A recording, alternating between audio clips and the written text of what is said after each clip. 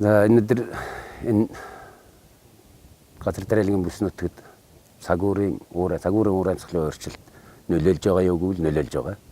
Монгол нутагт уур амьсгалын өөрчлөлт дэлхийн дунджаас барагцаалбал 3 дахин илүү хурдтай нэмэгдэж байна. Юуны өмнө маш богино хугацаанд, түүхэн богино хугацаанд маш эрчимтэй өөрчлөгдөж байгаа. Хүчтэй байдлаар ингэж нөлөөлж байгаа. Энэ бол эрсдэл дагуулж байдаг. 60 гаруй нэлээд хүчтэй илэгдэл нэрвэгдсэн.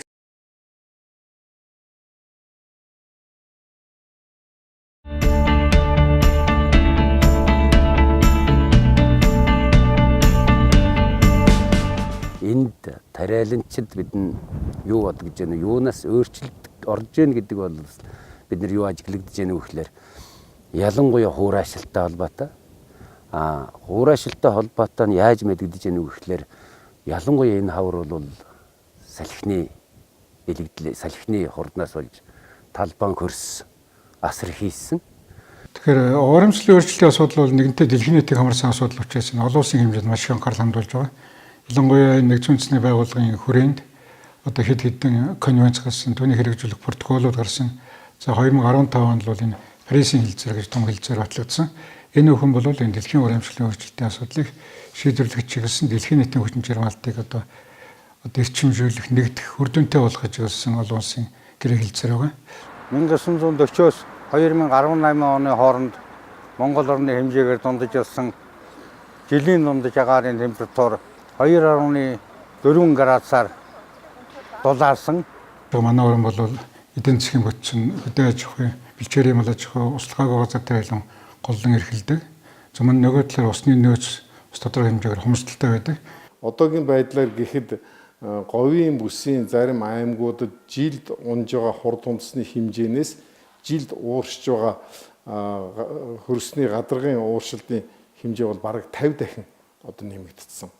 Монгол орнд уур амьсгалын өөрчлөлт эрчимтэй явагдаж байгаагийн илрэл бол юуны өмнө агаарын температурын одоо өсөлт. Нөгөө талаар хурд хундасны хувьсал, агаарын чигийн өөрчлөлт, хурд хундасны улирлын доторх хуваарлалт гэх мэтчлэн олон хүчин зүйлээр илэрч байна. Ганц Монгол гэлтгүүд итгэхэд даяар одоо уур амьсгалын өөрчлөлт явагдаж байна. Тэгээ манай газар тариалан бол одоо уур амьсгалын өөрчлөлт хамгийн их нэрвэгдэж байгаа салбар байгаа. Сүүлийн 10 жилийн байдлаар аваад үзэх юм бол Монгол улс Улаанбуудын тариаланг үндсэндээ дунджаар аваад үзэх бол 283 орчим мянган гад Улаанбуудын тариалан эрхэлсэн ийм сулгааны дүн байна. За ингээд 283 мянган гад Улаанбууд эрхлэхдээ гагийн дундаж ургацсан сүүлийн 10 жилийн байдлаар нэг 13 орчим центнер ургац авсан ийм жилүүд байна. Цагуурын эрсдэлтэй байсан 2015-2017 онуудад Монгол улс нэлээ өндөр хэмжээний талбайд жишээ нь 361 мянгаас 367 мянган орчим гад Улаанбуудад тариалсан. За ингээд цагуурын өөрчлөлтөөс хамаарат 5.2-аас 7.6 центнер буюу одоо сүүлийн жилүүд байгаагүй бага ургац авч байна. 2015 онд төрөөс хүнсгэл аж ахуйн чиглэлээр баримтлах бодлогын баримт бичгийг бол баталсан. За энэ бол 10 жилийн хугацаатай батлагдсан бодлогын баримт бичиг байгаа. За энд бол мэдээж одоо газар тариалангийн үйлдвэрлэлийг одоо энэ 10 жилийн хугацаанд ямар төвшөнд хүрэх үү гэдэг олон одоо заалтууд, зорилтуудыг бол дэвшүүлсэн. За энэ зорилтынхаа хүрээнд бол үйл ажиллагаа явуулж байна. За мөн одоо тариалангийн тухай хуулийг бол шинжилэн найруулах хэлбэрээр баталж одоо мөрдөж ажиллаж байна. За үүний зэрэгцээ бол олон хөтөлбөр засгийн газрын үйл ажиллагааны мөрийн хөтөлбөр гэдэг энэ олон одоо бичиг баримтууд бол өвчин төгөлдөр үйлчилж энэ хүрээндээ бид үйл ажиллагаа явуулж байна. За сүүлийн жилүүдэд ер нь Монгол улсын одоо газар тариалангийн салбарт дэлхийн нийтээр явагдаж байгаа уур амьсгалын өөрчлөлт гэдэг бол бас өөрчлөлтийн нөлөө бол Монголын одоо газар тариалангийн үйлдвэрлэлд нэлийн одоо хүчтэй байдлаар ингэж нөлөөлж байгаа. Тэгэхээр бид нар бол энэ нөлөөлж байгаа цагуурын, цаг агарын өөрчлөлтөд тасн зогсож за дотоодын үйлдвэрлэлд тогтвортой явуулахын тулд бол олон хүчин зүйлүүд бол шалтгаална.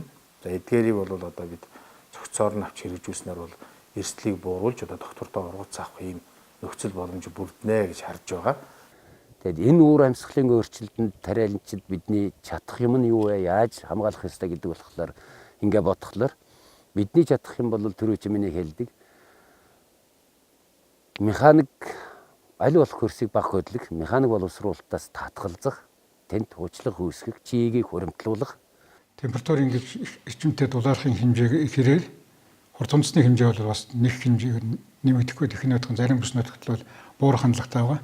Энэ нь бол одоо хуурайших, ур амьсгалын ерөнхийдөө хуурайших, за усны нөөц хөрөлцөө болох мөсдөх ийм байдал ажиглагдж байгаа. За мөн уур амьсгалын өөрчлөлтийн нөлөөгөөр бол бас хөрсний үржил шин тодорхой хэмжээгээр дорогдох. За бэлчээрийн ургамлын ургац буурах, за мөн таримл ургамлын ургац ч гэсэн тодорхой хэмжээгээр буурах, өсөлт хөгжилтөнд өөрчлөгдөх ийм шинж байдал ажиглагдж байгаа. Цаг уур хураасаад гангийн давтамж бас нэмэгдэж байна. За дээрээс нь цаг уур маш докторгүй, маш богино зайд одоо маш хугацааны хувьд ч гэсэн ийм их өөрчлөлттэй байна. Тэгэхээр ийм нөхцөлд асан зохицсон ган халуун төсвөртэй шинэ сорт, шинэ таримлуудыг Монголын тариаланд оруулах нь бол их ач холбогдолтой гэж үзэж байгаа. Доктортой ургац авч байгаа тариаланчдыг ажиглахад өөрийнхөө сортыг, тэр тохирсон сортыг, үрийг авч хадгалж үлдээд дараа жил нь тогтмол тарьснаар бол ургацын төвшин жигд доктортой ургац авч байгаа ийм үндсэн шалтгаанууд байна гэж бид нар үздэг. Тэгээ газар тариалан үйлдвэрлэл нь 3 хүчин зүйлээс л одоо ургацын хөвжөө шийдвэрлэгч. Нэгдүгээрт мэдээж хурд үндэс дулааны асуудал байна. Хоёрдугаарт хөрсний асуудал, гуравдугаарт одоо бидний нүүрс ажиллагааны асуудлаас ургацын хөвжөө шийдвэрлэгч байгаа. Уур амьсгалын өөрчлөлтөөс болоод агаарын температур, урд хүнс өөрчлөгдсөнтэй холбоотойгоор бидний тариалж байгаа таримл ургамлын маань параметр нөхцлөөч гэсэн ингээ өөр болцсон. Ийм нөхцөл байдалд бол бид нар энэ нөхцөл байдалд дасан зохицсон таримл сортуудыг одоо бий болгож зөвлөхийн ажлууд нь хүчтэй хийгдэж байна. Манай орны одоо гол таримл болох Улаанбуудаа хувьд бол бид бас нэлээд их үр дүнтэй ажиллаж байгаа. Сүүлийн жилүүдэд дархан 144, дархан 181, за дунд болцтой дархан 34, дархан 166, за эрт болцтой дархан 131, дархан 160 гэх мэтлэн ийм олон сортуудыг бүтээж үйлдвэрлэлд нэвтрүүлсэн. Сүүлийн жилүүдэд манай тариаланчид бол өөрийнхөө сортон дээр бол анхаарал тавьж байна. Тэгэхдээ бас энэ дээр бас алдаатай зүйл байна. Юу гэвэл намар ургац сурааж аваад тухайн тэр өөрийнхөө бүс нутагт чанартай ариун ургац өгч байгаа сортынхоо үрийг бас өрөндөө баг авч үлдэж байгаа ийм одоо учир дутагдал байна. Ингэснээр бол хавар болохоор өөр ингэсэн одоо сортын тариалах үр нь байхгүй учраас тухайн одоо тариалтын үед аль олдсон сортыг олж тариалж байгаа нь бол энэ бүс нутагтаа тохирсон сортоо бас тарьж чадахгүй байгаа үндсэн шалтгаан болж байна гэж бид нар үзэж байгаа. За хамгийн сүүлийн үед хийсэн судалгаагаар бол энэ уур амьсгалын өөрчлөлттэй холбоотой тариалангийн хөрсийг хамгаалахтай холбоотойгоор бий болсон тэглэлтийн шүлгийн аргаар унш усруулахын технологи үндсэндээ үйлдвэрлэлд нэг 40-50 орчим хувьд нь одоо мөрдөгдөж явах жишээтэй. Энэ тийм байдлаар бид нар нэг 140 орчим мянгаар тэг болон цомгогдсон элдэн шүүлгийг нэвтрүүлээд явж байна. За энийг бид нар Монгол орны хөрс цаг уурын онцлогт бас зохицуулж, нийцүүлж, буулгаж хэрэгжилж байгаа. Тэгээ сүүлийн жилүүд манай хүрээлэн хийсэн судалгааны дүнгээр бид ер нь тариалангийн технологиг бол энэ сүрлэн хоцлогтой мал бэлчдэггүй ийм л тариалангийн технологи шилжихгүй болохгүй гэсэн төвөрлөлд хүрсэн. Тэгээ энэ чиглэлээр бид нар бас судалгааны ажил хийгээ явж байна. Яг сүрлэн хучлах хийлгээд ингэхлээр бидний ургац нь бага болохоор талбайд өрдөх сүрлэний хэмжээ, хучлахын хэмжээ гэдээ гарах уу гэдэг асуудал. Тийм болохоор тэнд сүрлэн хучлаг бас дахиад үүсгэх тийм таримлын асуудлыг сонгох ёстой. Таримлын асуудал нь бид нэр Улаанбуудааг орлох юм нь юу байна уу? Энийтэй зэрэгцүүлээд бодох юм байна уу? Маасын асуудал нь юу байна уу? Хөрсөндөө тижээлэх өгөхөр юм юу байна уу? Буурцах дургамлын юу байна? Буурцах дургамлынхаа эргүүлээд бид нэр үйлдвэрлэл ч юм уу, одоо мал аж ахуйд ч юм уу өөр чиглэлд ашиглах юм нь юу байна уу? Ийм сонголтуудыг хийж энэ уур амьсгалын өөрчлөлтөд дасан зохицох ёстой. За энд хийхэд бол энэ сүрлэн хоцлогтой талбай бэлдэж тэнд тариалан эрхлэлт бол хүндрэлтэй тал гэх юм бол нэг хоёр л асуудал байна. Нэгдүгээрт одоо энэ манай бэлчээрийн мал аж ахуйн асуудал. Тэгээ бэлчээрийн мал аж ахуйсаа хамгаалахын тулд газар тариалангийн талбай бүгдийг хашаажуулах асуудалд чухлаар тавьж байна. Энэ талаар бол засгийн газрын түвшинд асуудал яригадаад 2018-19 онд ингээд тодорхой хэмжээний талбайнуудыг хашаажуулах юм хөтөлбөр хэрэгжээд хэлж байна. Монгол улсын төрөөс дарайлангийн талбайг хашаажуулах, хамгаалах асуудал тавигдаж сүүлийн 2 жил дараалан улсын төсвийн хөрөнгөөр хашаа барих ажлыг ингээ эхлүүлээд амжилттай явж байна. За хашаажуулсны хүчинд бол бид нар сүрлэг тариалан талбайд байгаа сүрлэг малаас хамгаалсан нөхцөл бол сүрлэн хуцлагтай тариалангийн технологи гэдэг юм нэвтрэх болцоо үүснэ. Энд биднээс шалтгаалах дахиад 1-2 хүчин зүйл нь бол нэгдүгээр нь сүрлэн хуцлагтай талбайг бол заавал бордоотой явуулах шаардлага гарч байгаа. Яг гэвэл хөрсний үржил шимэг гамж байгаа учраас ургамлын хоолыг бол бид нар гаднаас бордоогоор өгөх шаардлага тавигдж байна. Сүрлэлтэй талбайд бол тарьдаг үрлэгчийн асуудал бол нэлээд нарийн шаардлага тавигддаг. Заавал урдаа зүсгчтэй тэр талбайны гадаргууд руугаа сүрлэг зүсээд араас нь тарилт гэдэг ийм үрлэгчтэй болцсон нөхцөл одоо энэ технологи нэвтрэх болцоо бол 100% байна. Бид нэр талбайд явж байгаа техникийнхээ сонголтыг зөв хийх ёстой. Ямар талбайд ямар техник явуулах вэ? Ер нь тариалан зүрхний бидний бодож байгаа юм бол аль болох хөрсийг бага хөдөлгөж аль болох тэнд талбайд ямар нэгэн ургамлын, сүрлийн, хүчлагын асуудал үүсэх ёстой. Сүүлийн жилүүд манай тариаланчид одоо энэ Канада, Америкээс тийм зүсгчтэй техникүүдийг бол маш ихээр оруулж иж байгаа. Техникийн импортлдог компаниуд хүртэл одоо ийм техник оруулж иж байгаа учраас техникийн асуудал бол шийдэгдэх болцоотой. За бордооны тухайд бол мэдээж орон нутгийнхаа органик бордоо хэрэгжилж болж байна. Гаднаас импортер одоо эрдэс бордоо хэрэгжилж байж байна. Манайхан бас дотоодоо биологийн гаралтай янз янзын бордоо хэрэгэл үйлдвэрлэж эхэлсэн. Тэгээд авч хэрэгжилж чадах юм бол одоо бордооны хангамж бол харцсангүй гайгүй байна.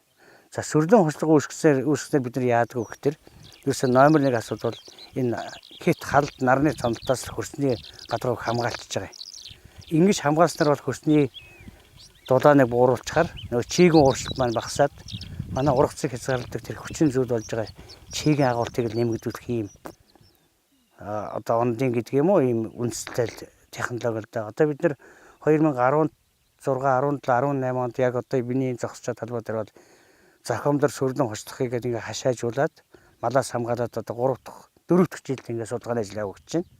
За одоо тэгээд сүрлэлтэй талбай ямар хөө байдг гэхээр одоо бас хүмүүсийг харуулахыг бодъё л да. Тухайн одоо ингээ харахад бол за бидний сүрлэл цацсан талбай нь энэ байж байгаа юм. Тэгээд зарим газар ингээ шороотой юм шиг сүрлэл нь хучлага үүсээгүй юм шиг харагдаж магадгүй. Ингээд бидний сүрлэл одоо ингээ аажуудаа 2-3 жил болоод ингэхтэр талбай дээр хөвтөөд одоо ингээд нэг давхраг үүссэн байгаа байхгүй юу? Одоо сайн харах юм бол ингээд нэг үе ингээд сүрлэн хучлага үүсгэсэн. Одоо бидний яриад байгаа хучлага маань энэ л дээ. Ингээд жил бүхэн инээр сүрлэнд дахиад малыг төхөө нэмэгдээл ах юм бол энэ улам зузаараад ах юм. Одоо энэ сүрлийн яг ингээд доотлолт нь хөрсний чийг нь ингээд байж байгаа хөөе. Одоо 5 сарын 30 өнөөдөр. Өнөө хавар дархны хонгорт бол нэг ширхэгч бороо ороогүй. Тусалж бороогүй. Гэтэл одоо бидний хөрс маань ингээд сүрлийнхаа доотлолт одоо ийм сайхан чигтэй ингээд талбай байж байгаа хөөе. Одоо хэрвээ бид энэ технологи нэвтэрч юм бол одоо ийм чигтэй талбайд бид нэр үрээ суулгаад хэвийн соёл таваад болцоо үүсэх үндэстэй. Хэрвээ бид нар энийг бүр сайн дадлагжаад энэ сүрлэн хучлаганд ор тариад сурчих юм бол бид нар тарих гүний асуудлаас бид нар өөрчлөх асуудал гарах юм байна. Яг тэр ийм чигтэй талбайд заавал тэр 6 см 7 см гэдэг одоо манай тариалан дээр чигэнд хүрэх тарина гэдэг тийм асуудал ерөнхийдөө байхгүй болно. Хоёрдугаарт ийм чигтэй талбайд соёлт нэмэгдээд үрийн соёлт жигдхэн гарах учраас нэг гаагийн үрийн нормын асуудыг бол бид нар бас эргэж харах хэрэгтэй болно. Одоо бид нар чинь нэг 160 тоотлол тийм килограммаар бодож хийж байгаа шүү дээ.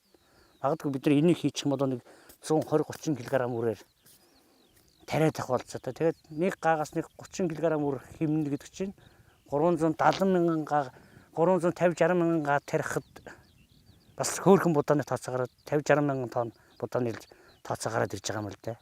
Хэрвээ ийм сүрлэн хучлагтай чигтэй болгож чадах юм бол талбайд бид нар ганцхан улаан буудаагаар ажиллах албагүй болно. Жижигхэн өртөө тэр царгас арапс мэтийн ургамлууд тарьж болж байна. Буурч ургамлууд тарьж болж байна сэлгээнд. Тэгээ бидний нэг энэс онцлж авсан зүгээр ингээ хөрсөө хамгаалж чиг барихаас гадна бидний 2, 3, 4 талбайтаа сэлгээ туршиж үзэж байгаа. За 3 талбай тийм үү 4 талбай сэлгээнд 3 дахь 4 дахь жилд нь бол ногоон тижээлийн нэг 4 төрлийн тармиж сорж үзэж байгаа. Бандо, арапс, овьяс гэх мэтлэн. Тэгээд бид нар сэлгээнийхээ тоог уртсгаад урыншийнхаа ижлэх хувийг багасгаад ирэх юм бол манай газар тариалан үйлдвэрлэлд 1 гагийн үр ашиг нэмэгдэх юм болж байгаа. Бид нар одоо бол урынш буудаа гэх юм бол 2 жилд нэг удаа урах сурааж одоо зардаа нөхөж байгаа шүү дээ. 4 талбай тулах юм бол одоо бид нар 25% нь урынш хийгээд 3 жилд нь ямар нэгэн байдлаар урах заах юм бол одоо 75%-аас бүтээгдэхүүн авчиж гэнэ гэсэн ойлголт бий болж байгаа. Тэр хэмжээгээр бол одоо аж ахуй нэгжийн эдийн засгийн өгөөж нэмэгдэж 1 гагийн ашиглалт гэдэг юм маань дээшлэх юм болцоос бүрдэж байгаа. Нэгж талбайгаас авах ургацын хэмжээг нэмэгдүүлэх ерөөсөө цорын ганц арга бол манай орны хувьд услаатай газар тариалан эрхлэх, тэгээд талбайг услах, маш сайн бордох, эрчимдсэн одоо сортуудыг тариалж өндөр ургас авах ийм л чиглэгдэж байгаа.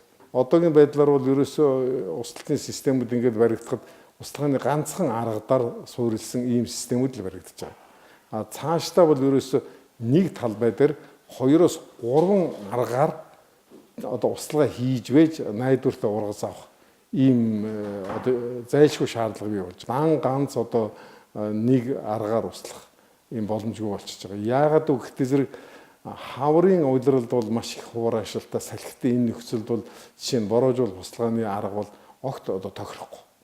Тэгвэл зэрэг ийм нөхцөлд бол яадаг юм бэ зэрэг гадаргын аргаар услага хийж байгаад салхит огтод зуны одоо халуун хуур ашил ихтэй үеуд болох зэрэг бороожуулах аргаар усалдаг ч юм уу эсвэл хүнсний ногоо болон жимсний тариаланг яг үндсэн хөрсөө чиглэх услагыг нь болох зэрэг одоо туслын байдаг юм уу гадаргын аргаар услаад газрын дээрх ногоон одоо ургамлын массыг нь болох зэрэг үе бороожуулах аргаар одоо усаж өгч явахгүй бол хуур ашиглалтын нөлөөгөөр ямар хандлага илэрч ийн ихтэй зэрэг хэдийгээр хөрс чийхтэй байгаа боловч агаарын гандалт болох үзэгдэл ажиглагдах ийм хандлага илэрээд байгаа. Энэ юу гэсэн үг вэ? Зэрэг би услаад байна, манай хөрс одоо чийхтэй байна гэж ингээл найдад явтал чинь гинт одоо огцсон хэдхэн цагийн одоо халуун наранд жишээ нь 40-с дээш градусын халуун 45-6 градусын халуун болоод ирэхэд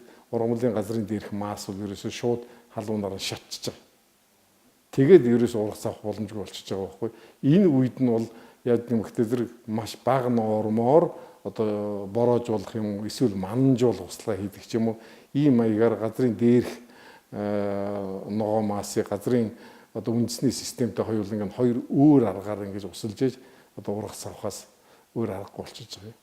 Уур амьсгалын өөрчлөлтөнд дасаж зохицох ийм арга технологиг дор бүрнээ тариаланчид бид талбай бүхэн дээрээ одоо бүсээрээ нутгийнхаа юмыг харж ингэж энийг авч үлдэх ёстой гэж бодогддог. Тэгэд хамгийн чадах юм бол өөрөөсөө шалтгааллах юм бол хийгээд эхлэе л гэж л бодож байна.